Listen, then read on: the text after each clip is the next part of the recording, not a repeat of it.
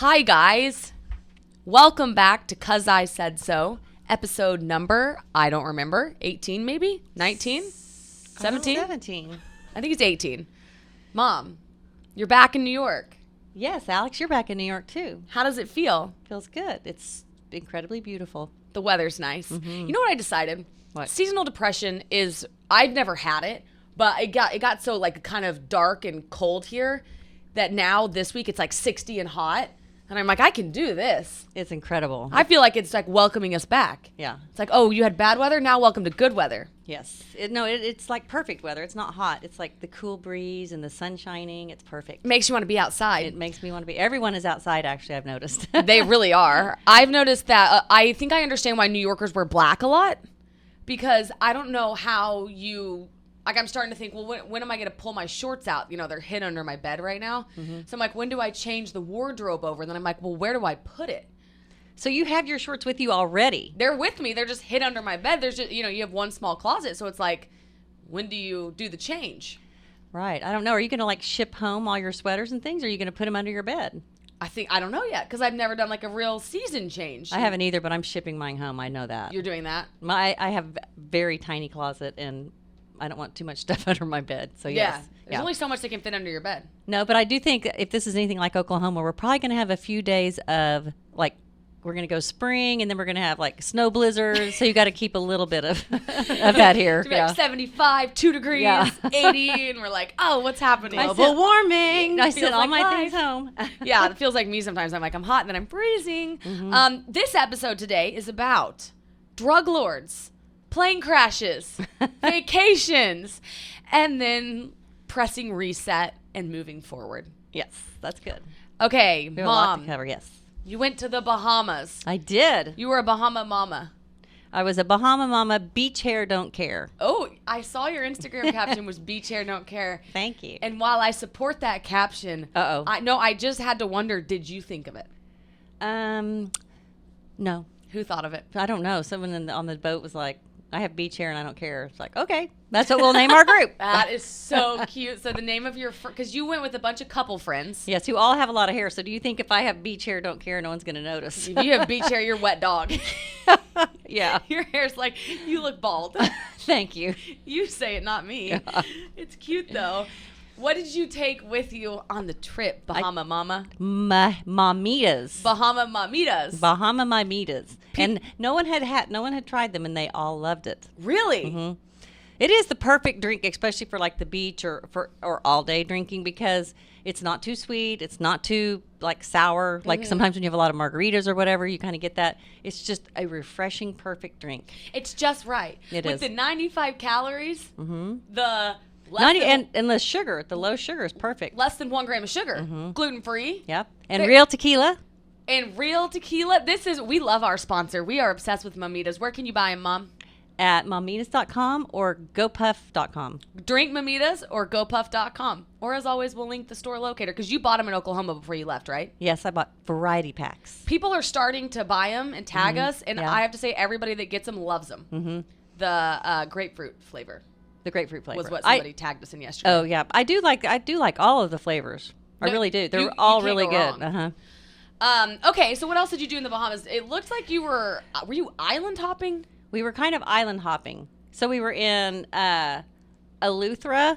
Is like the one big long island there. So it's that. So you have the Eleuthera or you have Exumas, right? Exumas. Yeah. So we were in Eleuthera and then we went to the Exumas. So did you go like, how many different islands did you go to? 4. So we were like Harbor Island, Governor Island, Highborn Cay, and Norman Cay. But someone told me you pronounce Key, so I'm not sure. Oh, how's it spelled? Cay. I would say K. But I think say K too. I guess it could be key. Yeah. So you went. What'd you do on the islands? Like, did you went to one a day and you went on the boat and then you did what on the island? Well, all the islands were pretty remote. There was not a lot of inhabitants on the island, except for Harbor Island was like the most busy island. We pitched a tent on the very empty beach, which was beautiful because the water there is like crystal clear, and it's the prettiest blue, turquoise blue ever. Wait, so is it crystal clear or turquoise blue? Both. I mean, like you can see. So in the shallow, no, in the shallow it's blue. It's like when you look down, you go. It's like looking in bathtub water. It's so clear, and then you get a little bit further out. It's that pretty blue. But you could see the bottom when 15 feet down. I'm trying to paint a picture. So you're pitching a tent, which is funny, on an island, and then you've got the bath water out front. Yeah, it's beautiful. Man, it feels so relaxing. It's very relaxing. Okay, and then you put on Twitter, because you've got Twitter fingers, that you saw Fire Island. Yes, but... Which you spelled F-I-R-E, and it's with a Y. Yes. And I was mistaken on that. It wasn't Fire Island. Spelled it wrong. It actually wasn't even the island. It wasn't even the island. It was actually the island that they did the on Fire Island when they did all the influencers, all the promos. This is where they were. So they did spend a lot of money going to this island and doing all the advertising for. This is like where the Kendall Jenners went. Yes. And they shot that like music video promo hype video. Uh-huh. That's what you saw? That's where we were, yes. That's cool. It's beautiful. The entire island, the beaches all the way around are beautiful. Like there wasn't one little place you couldn't find a pretty beach. What do they do on that island? Well, so it's like a huge drug island. So that's how, I mean, so this guy, so it's not Pablo Escobar like some people were thinking. Billy McFarland said he was having the party on Pablo Escobar's island. So this island is where Pablo Escobar's like other human that was a big drug lord. It's called the Medellin Cartel, Carlos Leder. Okay. Anyway, it has so all that's on that island is like a 3,300 foot runway, which like a DC-3 can land on. Is that a big plane or a small plane? That's a really big plane. Okay, so they would bring a lot of drugs and land it on this island? Yeah, from Colombia to U.S., it's kind of like halfway or whatever, and the Bahamian government didn't care. So it was like, he took over that island, he scared everyone off. Wow. So all the people didn't hit, so it was pretty much just a freaking free-for-all on that island. Let me tell you what, if I'm going to be a drug runner, I want to do it with the white beaches and the bathwater. Yes. I want to do it under the palm trees. I could do that. Yeah. So he was there from 78 to 82, and the U.S. government finally cracked down on him. But the stories, they have books, like in this little restaurant that we went into, talking about all the parties and things. Like they would have, the pilots would fly in, and they would have like girls show up naked and pick up the pilots and take them over to the party. Like it was a free-for-all drug lord. They were running drugs and having a naked. They called it Sodom and Gomorrah. Well, Solomon Good Morning is what I think. That is incredible. I didn't know that's what was happening on these islands. Okay, so you went to you're pitching tents, looking at bathwater. There's naked ladies greeting massive airplanes. Well, that was back in the 80s, not right now. Legends never die, though. So That's true. I feel like it was probably still in the air. It could have been. I was going to ask you if you were a naked lady. I was not a naked lady. I'll throw you a bone there and not ask it, but you told us anyways. Okay, so did you do anything for the first time? Didn't you say you scuba dived? I did scuba dive for the first time. You've never scuba dived? No, remember I always wanted to scuba dive. So we went on spring break one time when you guys were little, and we tried it in the pool, like to practice. I couldn't even breathe underwater in the pool. Like I freaked out, so I thought, well, I'll never be able to do it. But then since then, people are like, try it again. That happens a lot. It's that going underwater and breathing is really hard for me. Like I just kind of get panicked. Yeah, because you're like, I want to breathe through my underwater. nose. Yeah, and so breathing through there, you can't breathe through your nose because you won't be able to breathe. Anyway, so the first time I just went like 10 feet down, and it was beautiful, but it was fun. But it was a lot of work. Like you're popping your ears and you're breathing. I was exhausted. Oh, I bet. But then the second time we did it on this island, Norman Cay, where there was the big plane crash. It was a DC-3 that had crashed, and this is what the captain told us why. A lot of DC-3s. Why it crashed. So they didn't know how much cocaine they could put on this plane. They would just put it on there. So each time they would fill it up more and more because they would try to get more, and they didn't know what the weight limit was. Oh my God, and it weighed the plane down? Yeah, that's why it crashed. Yeah. The plane had too much cocaine on it. Fell. So I mean, you it's scuba right dived- off the island. So you scuba dived in like a pool full of cocaine. Pretty sure that they probably dove in and got it pretty quick. Did you feel kind of silly after your scuba diving trip? No. How many lines did you do? Yeah. So you went So let's say you went scuba diving in cocaine. No. Did you smuggle any? I didn't see any cocaine actually while I was there. Well, you didn't get to it fast enough. So you were doing cocaine while being a naked lady stripping? Alex. Wild trip. It was a very wild trip. We're never gonna let you go again. No, that was it. Anyway, it was really pretty. I saw a big stingray, and we got to go like inside the airplane down there, so that was kind of scary. Ooh, I kept thinking of the Deep. Did you ever see the Deep? No. With Jacqueline Bisset and. Does that not scare you? Like, weren't there like are there skeletons in there? Probably dead bodies. No, it's not. It's this plane crash wasn't in very deep water actually. Could you see it? Wait, since you were in bathwater, could you Yes. see? Yeah, you you could could see just the see it. plane wreck? Oh, Yeah. I don't like that. That's kind of cool, though. It was really cool though because it was like broken in half. I did that with a sunken ship once, and I had a panic attack. I had to run back on the boat. Ooh, that would scare me. It'd be scarier with a ship, I think, because everything's inside in a ship. I mean, a plane was just broken in half, so you could kind of go in one side. I was even scared going inside. Because I kept thinking there's going to be an eel come out like on the deep. Ooh, that would be cool, though. An eel. No, No, you don't want to be. It's an electric eel, I think, is what it was in the deep. Somebody asked us last night on TikTok Live, would you rather swim with a great white shark or guaranteed lose an arm? You And said, I said swim with a great white shark. because you got a shot at not losing an anything. arm. Yeah, what? Or dying completely. Yeah.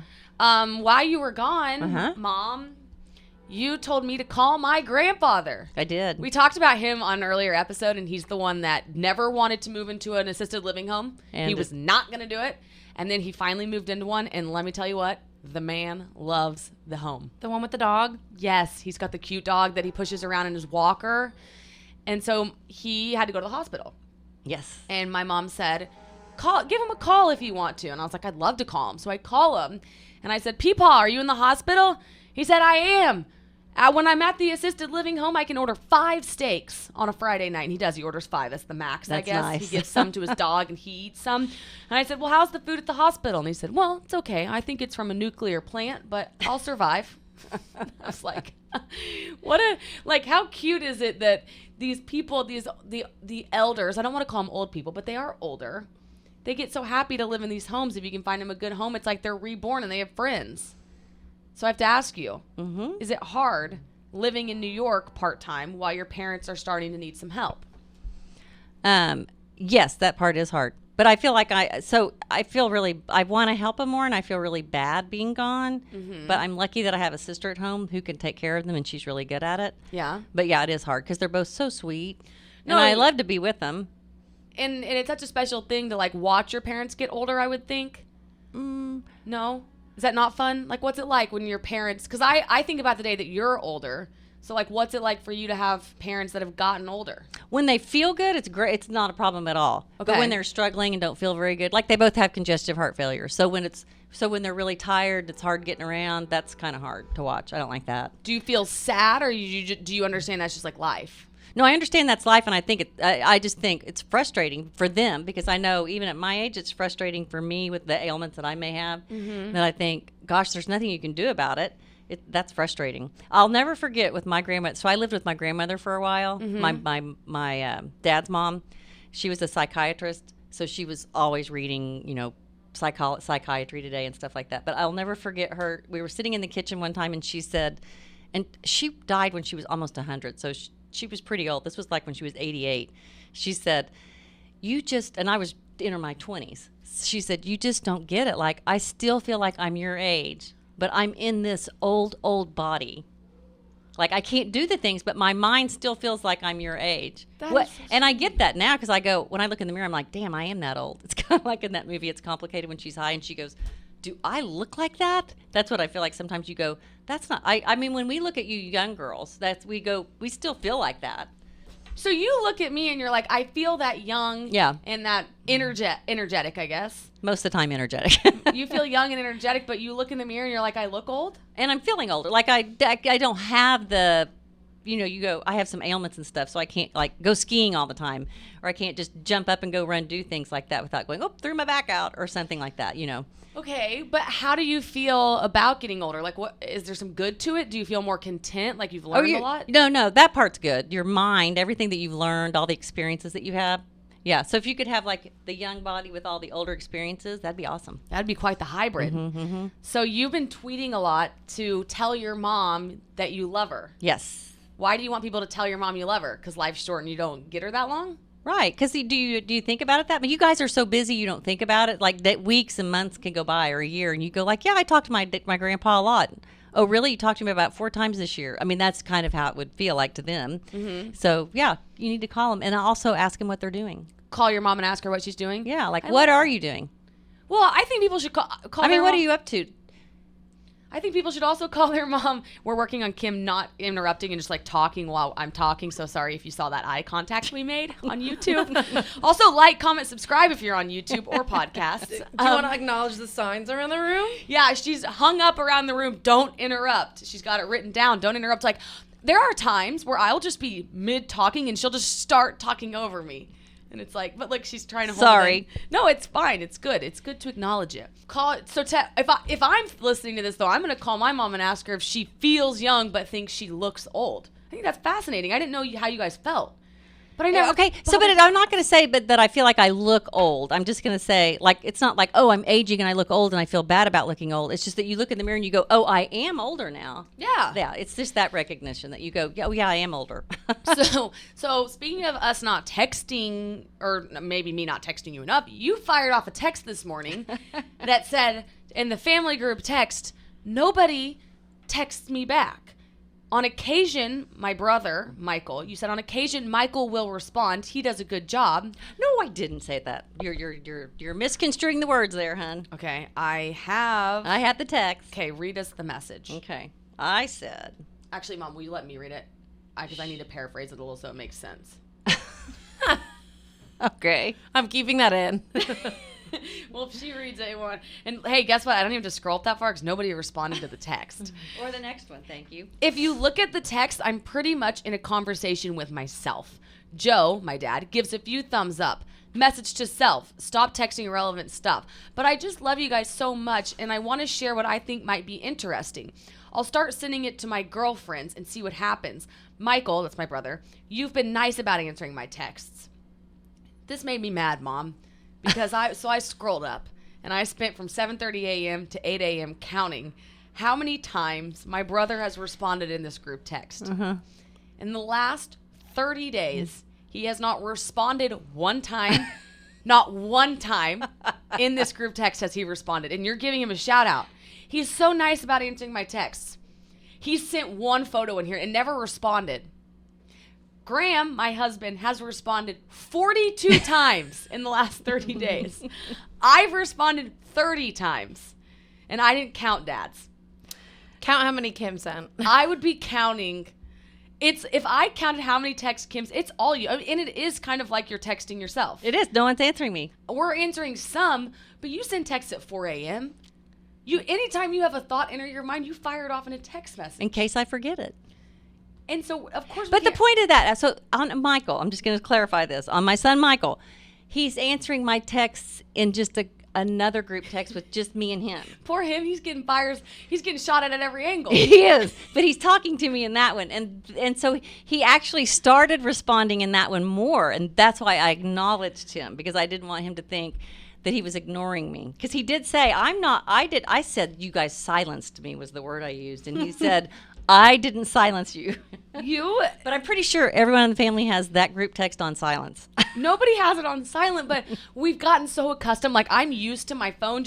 I'll get 8 to 9 texts from you a day in this group message, and it'll be like Elon Musk tweeted again, or like there's a direct flight from Oklahoma City to New York. These are things that most people know, we're familiar with. We saw it on Twitter. We don't need to text about it. Okay. You should tell me these things, because I probably learned about it 5 days after you. If you'd said there's a new direct flight, I'd been like, woohoo! No, see, you think I should relay all this information to you? You should operate on this mentality. In this world, it's every man for themselves. Get your own news. Alex, you're my family. That's rude. It's not. I don't mean it rude, but like, I saw that we had a direct flight. I knew it, and I moved on. It was fine. I didn't know it till a friend texted me. You should have told me. A friend texted me and told me too, but I didn't feel like that you should have called me. Like, no one's responsible for you knowing the news but you. You have to think that. Like, every time I learn something, I can't think I have to go relay it to my mom. Okay, Alex, not every time, but in a pertinent thing like a flight to New York City from Oklahoma City that's a new one, you should probably tell me. How am I supposed to? I agree with that. That's one. pertinent. What? Yeah, that is like, what the hell? Oh, Alex, I'm on a new flight. And you're like, oh, really? How long has it been out? Oh, I've been flying it for a month. You would know by then. No, seriously, not unless you said it. How would I know what flight you were on if you didn't tell me? I guess I should get a new filter of what I should tell Kim and not. I'll work on that. Let me add it to my list. I'll work on it. Yeah, you should. That's rude. I don't mean to be rude. That's like, oh, I tried this new restaurant, and about a month later, I'm like, man, have you heard of this new restaurant? Yeah, we went like 3 times. Oh, You could have told me I went to this great new restaurant. That's the kind of stuff you share with people, Alex. Oh, okay. So, guys, let me tell you what Kim and I did for lunch yesterday. We went to this awesome new restaurant that had food that I absolutely loved and adored, and it's right up my alley. But it's not new. It's not new, and the craziest thing was it was new to me because I hadn't heard about it. But Kim has eaten there before, and guess what she didn't do? She didn't tell me about it. And guess what I didn't do? I didn't get mad about that. Okay, no, wait. I Here's the added thing. it to my arsenal, and I said, hey, Graham, we should go to this new restaurant. I'm not offended that you didn't tell me. I don't think you should tell me everything. The thing is, I did tell you. I told you that's where I got my massage. I told you that's where I did my cleanse, and I told you that you can order food from there. Did you ambush me with 97 text messages in between that? Because I might not have noticed Maybe. it. See, that's the thing. You got to read my text messages to know what the hell's going on. If I read every single one of your text messages, you would be very smart. It would be my full-time job, and I would spend. And every time you sent me a text with a typo, I'd be like, "What?" Oh, but then okay, so nobody responded to Kim's text message in this group text. My dad said, "Huh," and then Kim said, "I'm kidding, not kidding." That's verbatim. I'm kidding, not kidding. I'll send less text though. Aw. We feel so sorry for you. And nobody else answered and that. then nobody responded. And it's been 24 hours. You all suck. Mom, you like to do things. You're a person who I think feels easily neglected, right? No, you just think that I have that mentality. I do not feel neglected. I just want to be included. That's cute. You once told me that you do feel neglected easily, and it's like stemmed from something in your childhood. Oh, I was probably neglected in my childhood. Sorry, Mom and Dad. But like it you told me that. Yeah, but no, I don't feel neglected all the time. You think I have this mentality of being neglected. Like I have that, what's that called? Victim? Victim, yeah. I don't have a victim mentality. But sometimes I do feel neglected. Well, I probably am. Okay, yes. Okay. Oh, it's so sad. We're going to work on it. But you and I went to the Empire State Building. You were not neglected on this day. And every floor, there's 3 floors you can go to, like the 80th, the 86th, and the 102nd floor on the Empire State Building. We were going to all 3.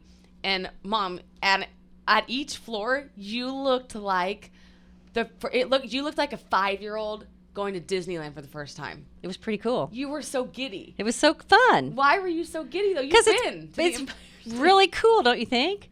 First of all, it's just an iconic building. It's so pretty. Just being in there. It fun is to work iconic. in there, yeah. And then I don't know, just the view is incredible. You forget how incredible this city is. Like when you're walking around down here, you go, "Oh, I see all this," but you get up there and you're like, "Wow." I do think it's cool that we get to live in New York and we can walk 10 minutes and go to the Empire State Building. Yes. That was pretty cool. And we're going to go to Rockefeller Center, and we're going to get a picture on that cute little rail. Oh, the iconic rail of the construction workers. Yes. Mom, Dad's going to Istanbul. Istanbul? That's how You going to Turkey? Turkey and Istanbul. That's how we say it down in Oklahoma. We're going to the country. We're going to the country of Istanbul. Yeah.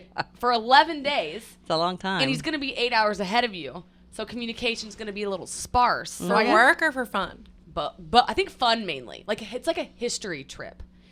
He's going. Why is he going? He's going with a friend who has some work over there. who's going to be working, and then Dad's going to be like, I think, doing a little work. He just has a meeting over there or something, so he's going to check on some things. So, but mostly they want to go to look at some of these, like the biblical ruins that they found a new finding of like where Abraham really came from and like that. Wow, so it's a history trip primarily.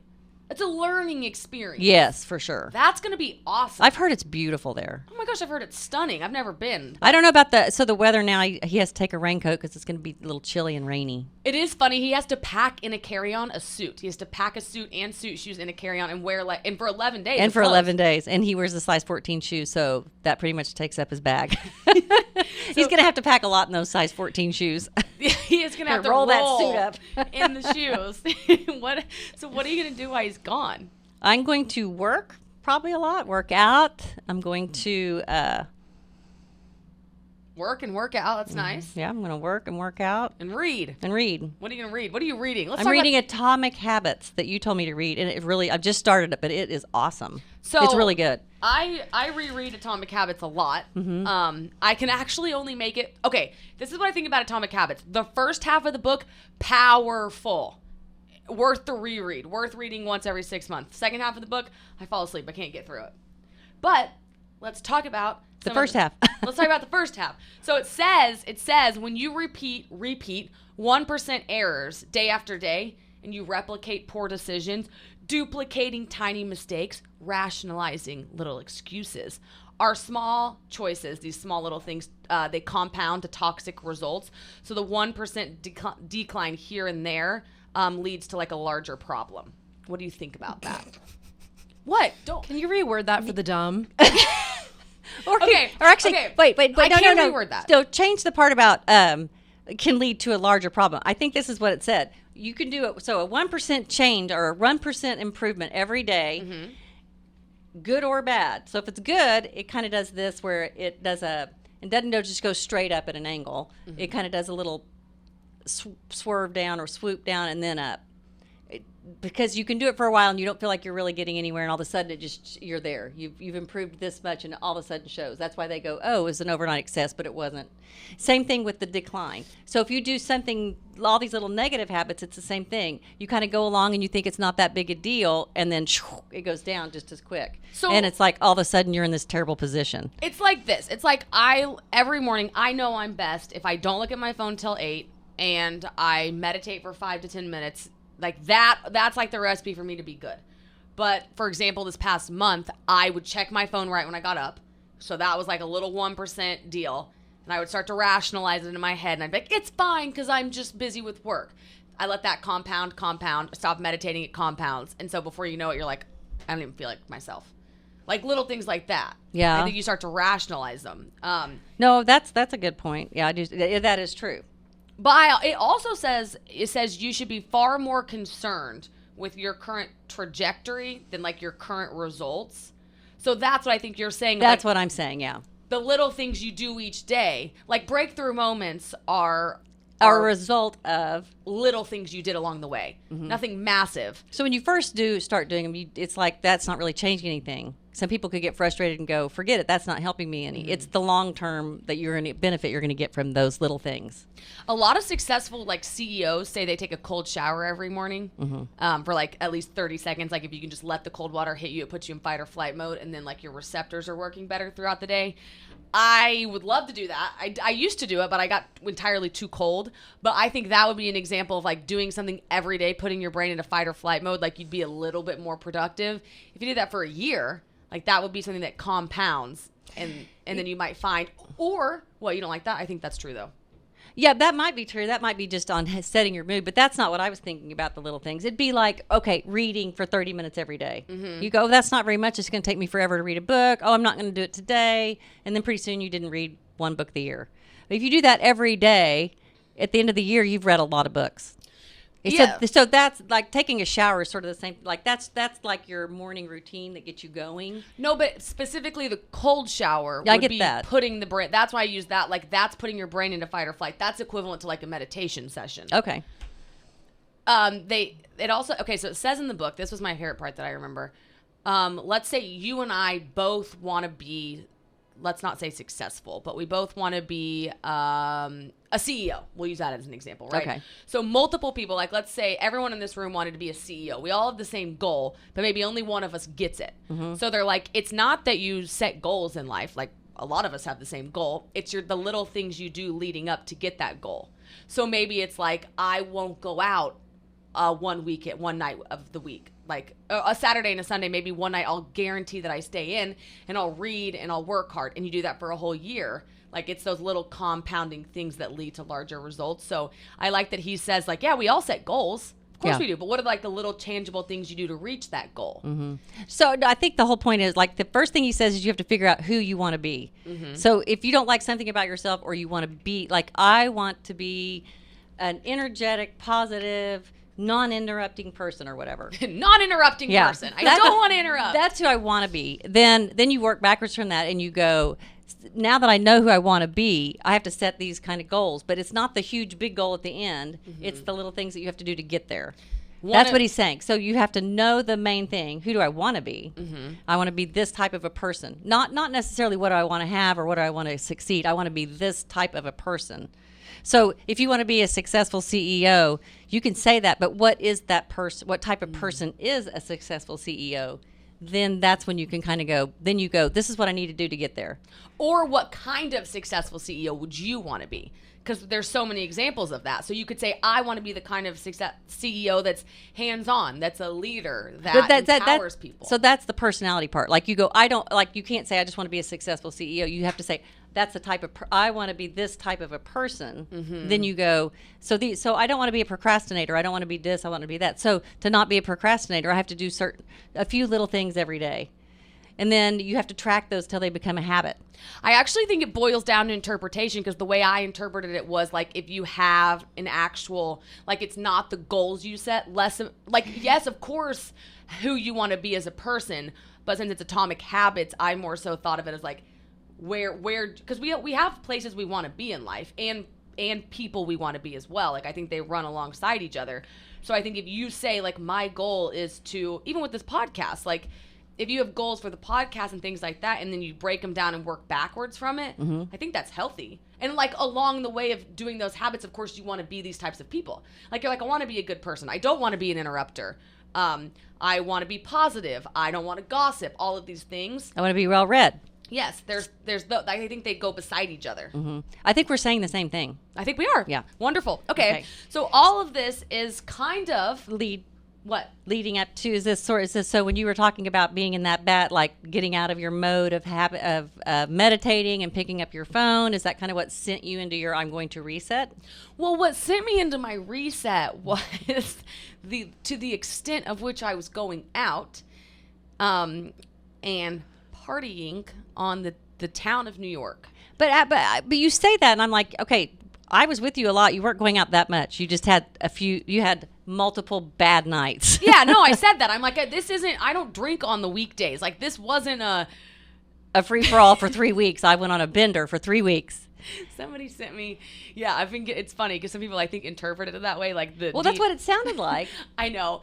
I'm referring to, like, I would take some Adderall and I would go out and I would black out. Like, I was doing things like that because I was in pain and putting, like, boo.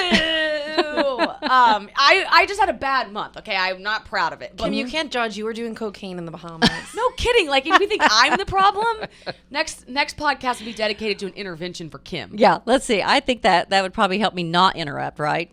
No. Would that help my focus more? If she took cocaine, it'd be a solo podcast. Emily and I would leave the room. We would leave you to it if you were coked out in here. Imagine the group chats on her. Oh, you'd get a lot more texts, Alex. But you'd just be texting yourself.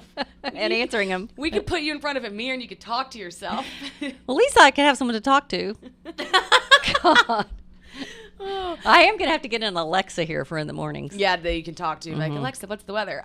No, basically the reason I went home was because I felt so outside of myself. Like, I felt like I was in a hurricane underwater, tumbling. There was no cocaine in my water. And I was just tumbling underwater, and I wasn't coming up for air, ever. So I went home, kind of come up for air, look around. But here's the thing. I got so many DMs about people being like, I've been there. It's the weirdest thing. Like, it's kind of hard to explain, but, like, I know what you're going through.